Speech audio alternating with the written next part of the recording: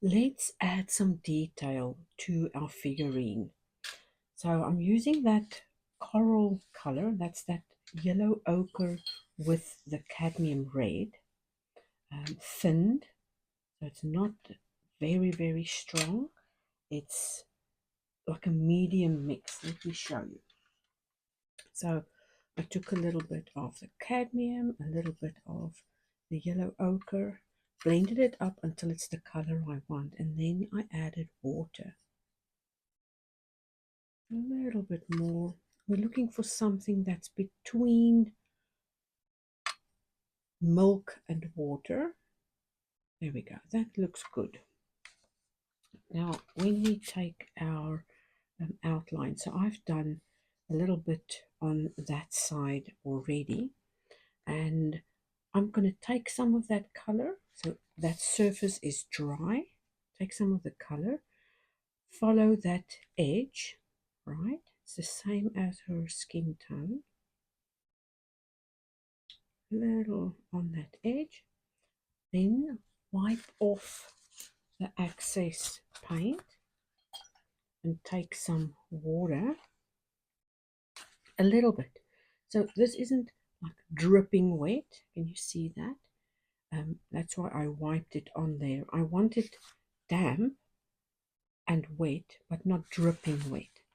And then I'm gonna, on that edge where I just put the new color, I'm adding water so that the pigment can flow. So we still want that hard edge, and we want the center to be watery.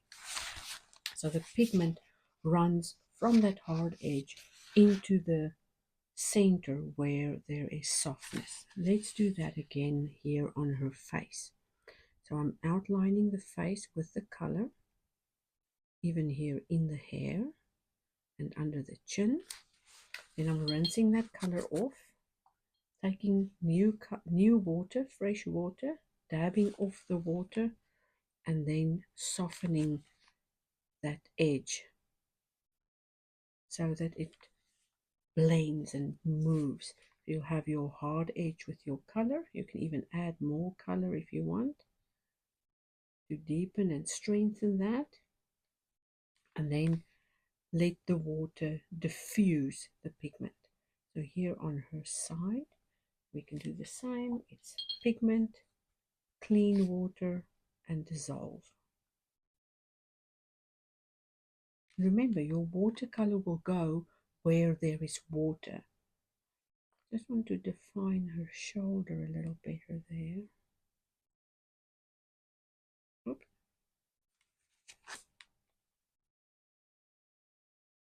There we go.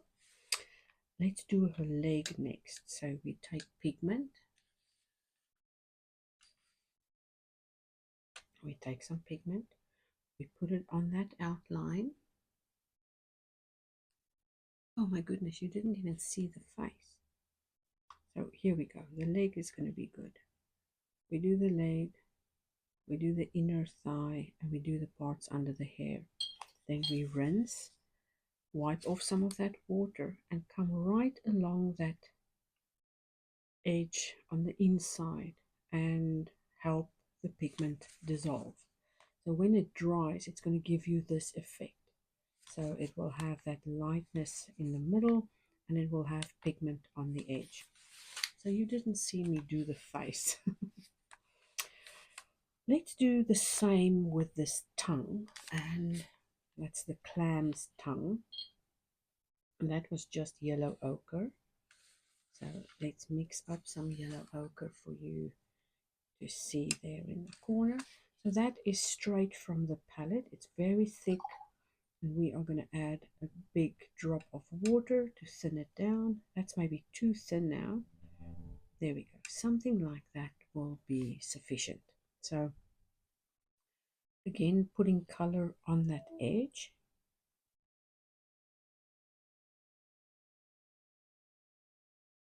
And then on her body as well, around the pearl. Then rinsing. Oops.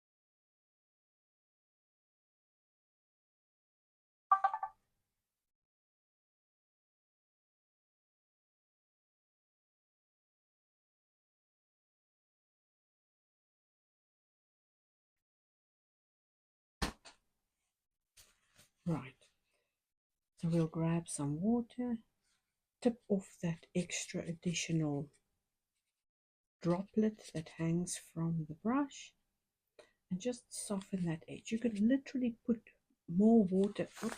You can put more water in the center so that when that pigment hits it, that it dissolves even more. It's just a little hint of a shadow that helps to give dimension to each individual shape, and a little bit of depth as well. Again, rinse, just catch that drop of water and go right up to that edge and soften it. Ah, it's here at this very moment that you can add more of that color right on the end. You can intensify it in parts that are deeper into the back, thereby giving it more depth and showing that the object is in fact behind this beautiful female figure.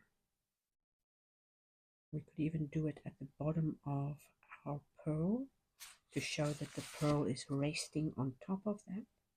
So we're not doing it evil. We're not doing it evenly over everything. We are adding depth and character to that shape. So something interesting is going to happen when you reach the shell color. Now the shell color had a little bit more pink in it. So here in the center is obviously the furthest away from our view, right? So for that, I'm going to add a lot more of that shell color to deepen it up. And as I fade out behind the figure, I'm going to let the color run out. I haven't taken any additional color just yet. I'm going to let the color run out. And as soon as the color runs out, I'm going to add water to soften that edge. So this is a second layer on top of that first layer. Just a little more pigment there, but this time I have to rinse it off and soften that edge. Same here with these two bottom parts. I have to take a little bit of water and just soften that edge.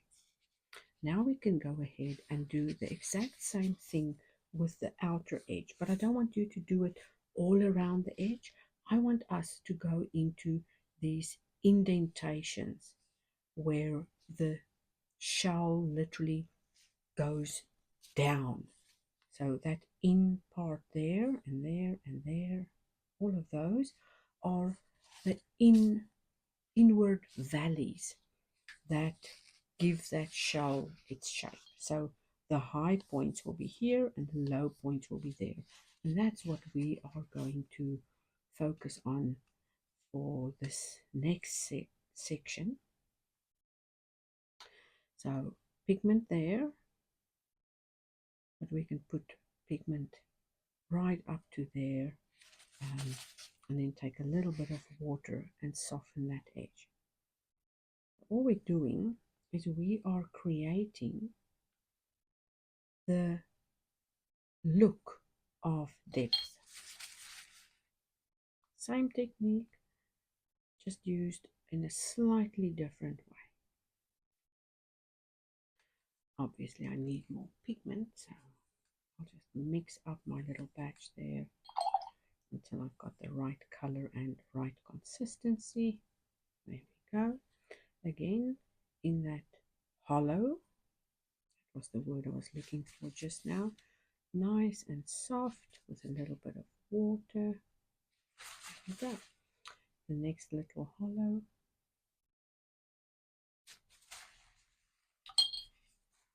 That one doesn't look soft enough.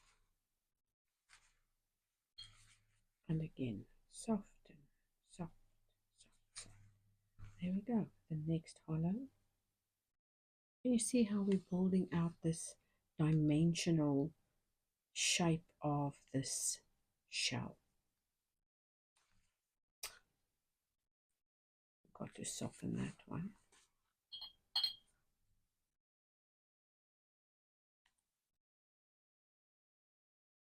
Running out of color, just mix up a new batch. So just in that middle, before it dries completely, I'm going to add a few little stipples to indicate more depth. You can see I'll go like a little line and then dots down the center. That's enough. We don't need to overdo this and make it all the same color again. A thin line or mark there. You can even go as far as using a triangular shape. Again, wetting the brush, grabbing that drop and softening that edge. There we go. And as it dries, just keep your eye on it so you can add some pigment when it's needed.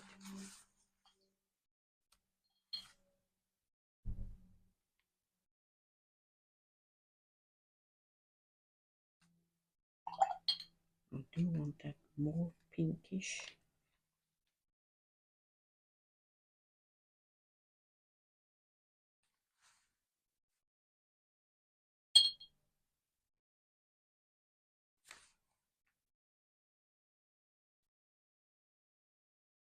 Feels like a harsh line. Soften it with water.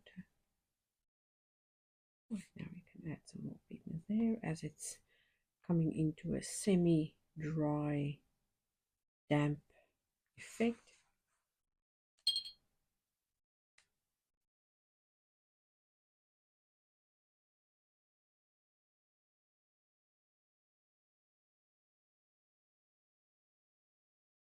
And this one can go all the way into that center, even warming up a little bit as we go closer to that. So this outer edge can be pinkish, and as we go to the center, it can be more orange.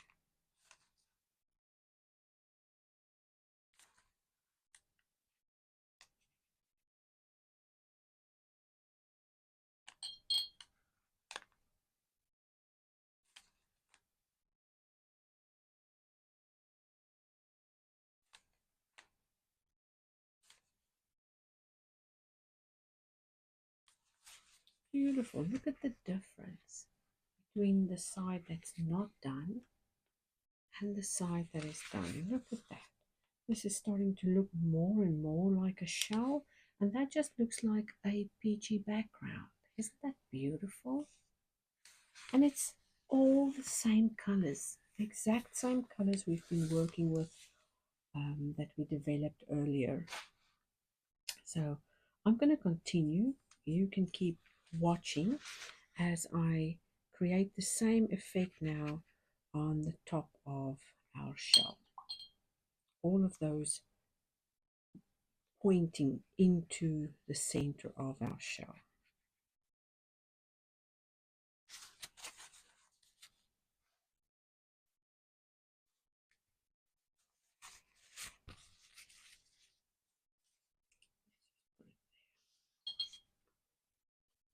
Okay, so color in that indentation and then leading towards that center.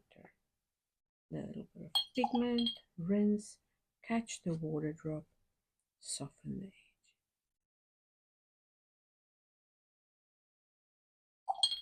Rinse, catch the water drop and soften the edge. And you'll note that I'm not scrubbing at the page. I'm literally just guiding that pigment to dissolve, to go into that wetter area. Because when you touch it, it goes whoosh and pushes out. And as that goes into a damp dry, we just add a little bit of extra color just to show the pigment where to go. and to create that dimension. If you feel that the line looks a little bit harsh, add some water, a little bit, not a lot, a little bit, to soften that edge. Watercolor lends itself to be able to go very, very soft or very harsh, and it makes it the ideal medium to work with, especially if you're looking to control something. As difficult as it is to control watercolor, there is a real beauty in the ability to be able to do that.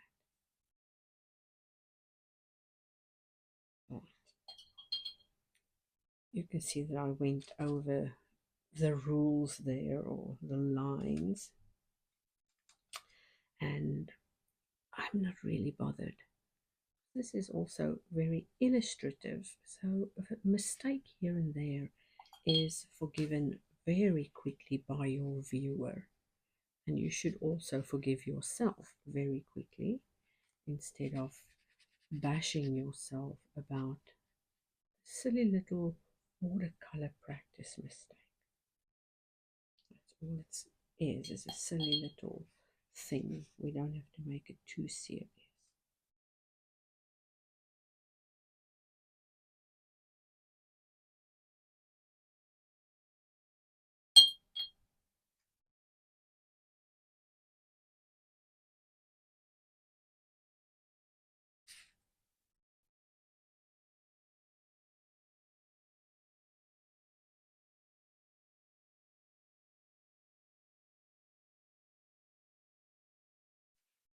I'm going to do these last two together.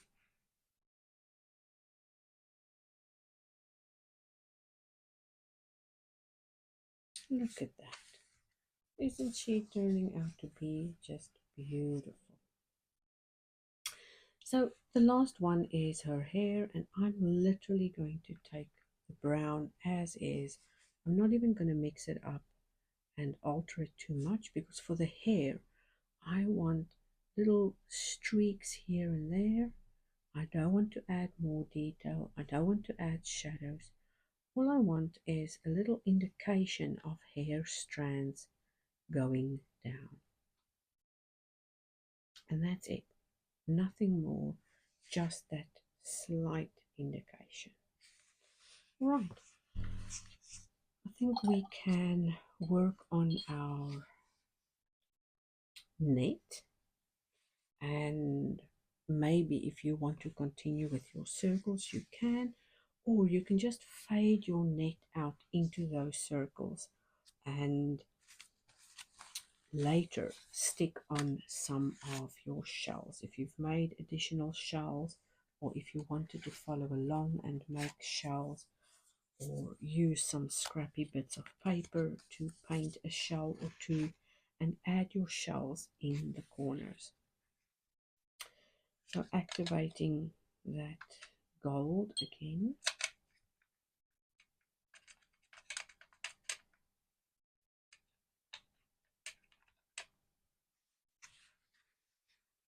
And this time we are only going to go on there where we created our grid. Let me see how I can angle the camera best for you to see the whole thing. So I am not concerned about having straight lines anywhere. I like that they are a little bit uneven and a little bit thicker here and there, or thinner in some places.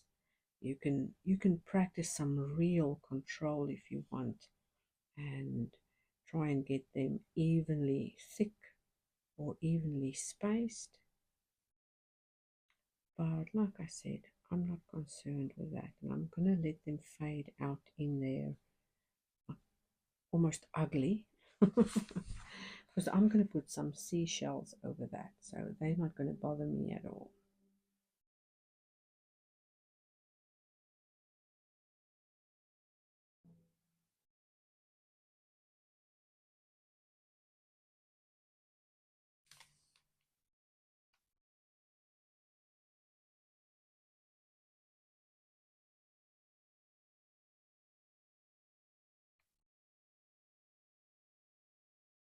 Hmm. Now that I went over that line there. So I'll see how I'm going to fix that in a second.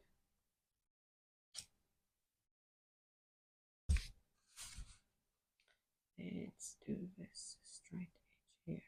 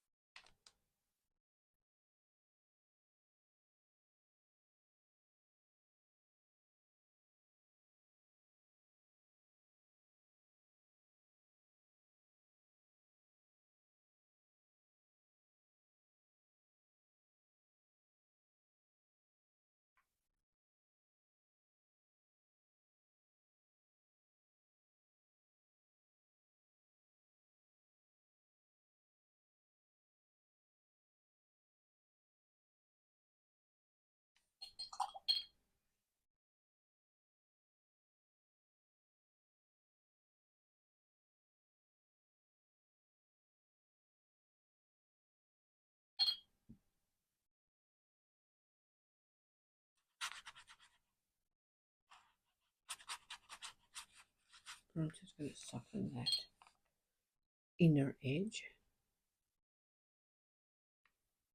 If the gold wants to run there, I'm going to let it run there. I'm not going to be too precise about it. And you know, something I always say is if you make a mistake in one place, it always looks like it was meant to be that way if you make the same mistake somewhere else. So that's what I'm doing now, is I'm putting some of that very, very thin shimmering gold in those corners as they blend into the blue. If you've got a blue metallic, you could add a little bit of blue that way.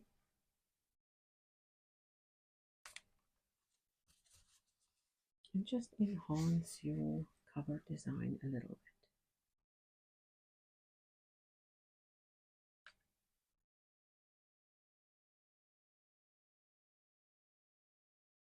Now I can see my grid lines here very well.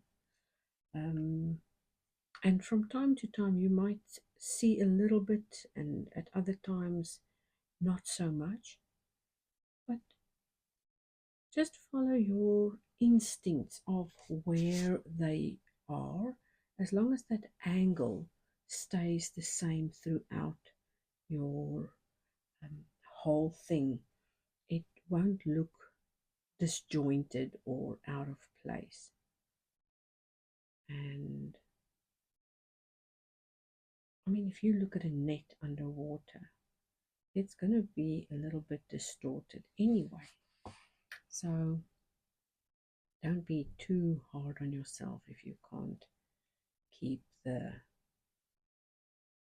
angle precise or follow the exact lines as they appear underneath your gold lines.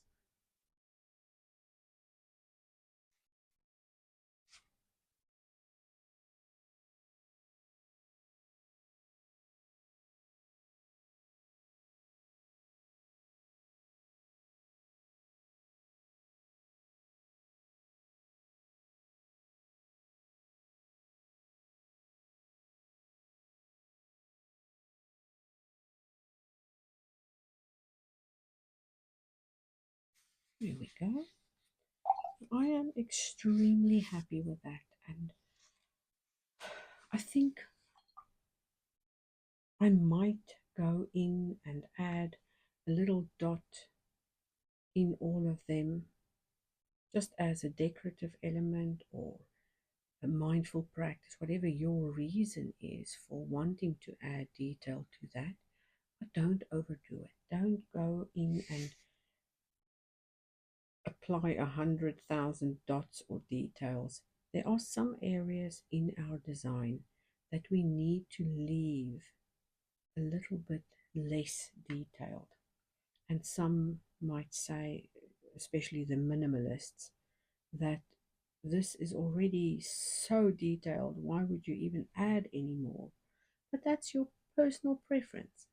And I'm just giving you examples and showing you what I'm doing. What you apply in your journal and on your sketchbook cover is 100% up to you.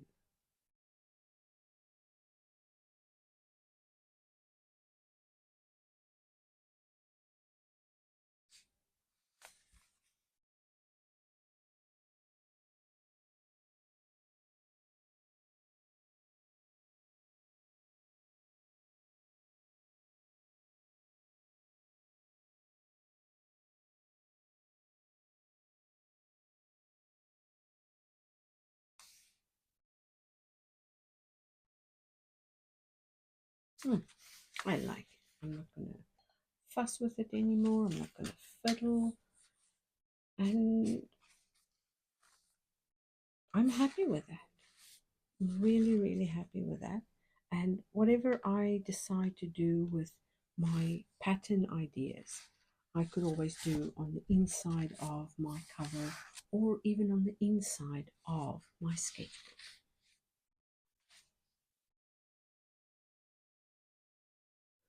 Now, this part is completely optional as we finish our design for the spine by adding the last touches of gold.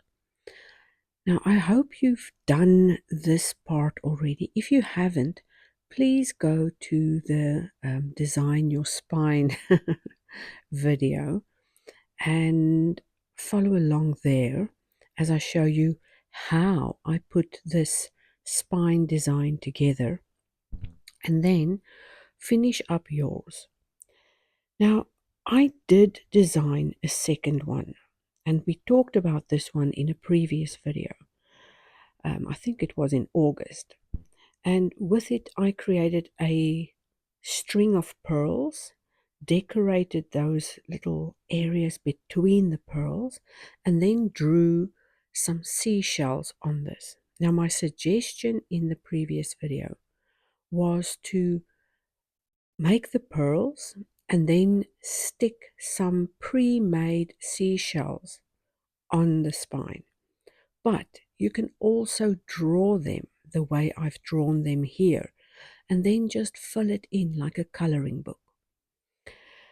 Not everybody likes an outlined sketch like this, but if that's your thing, you can simply trace some of your own seashells, draw circles around them, and create your second spine like this.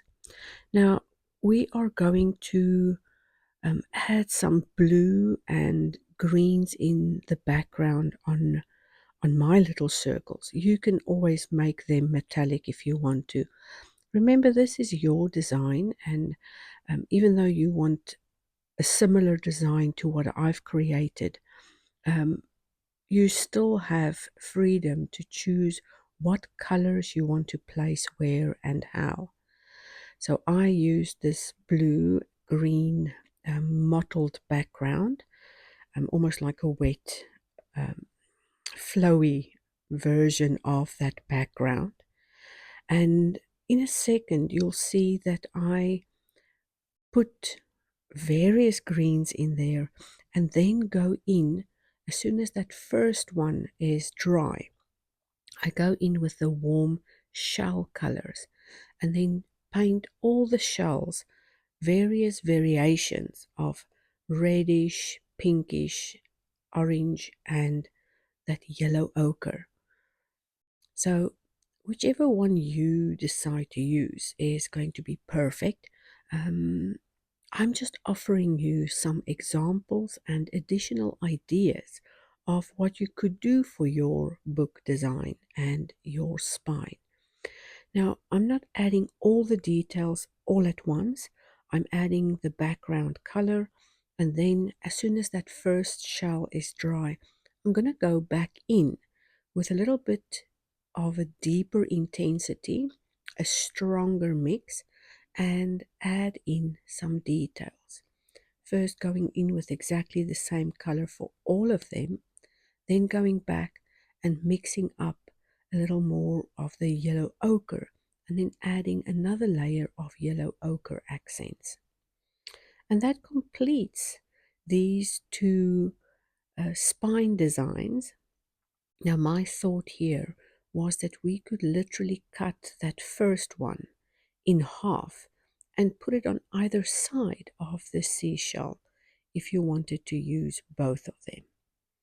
Or you could use one or the other and then use the one that you didn't use as a spine for additional decorations. The choice is yours. Please let your ideas flow and create to your heart's content. And if these two are just the beginning of the inspirations, go ahead and make more.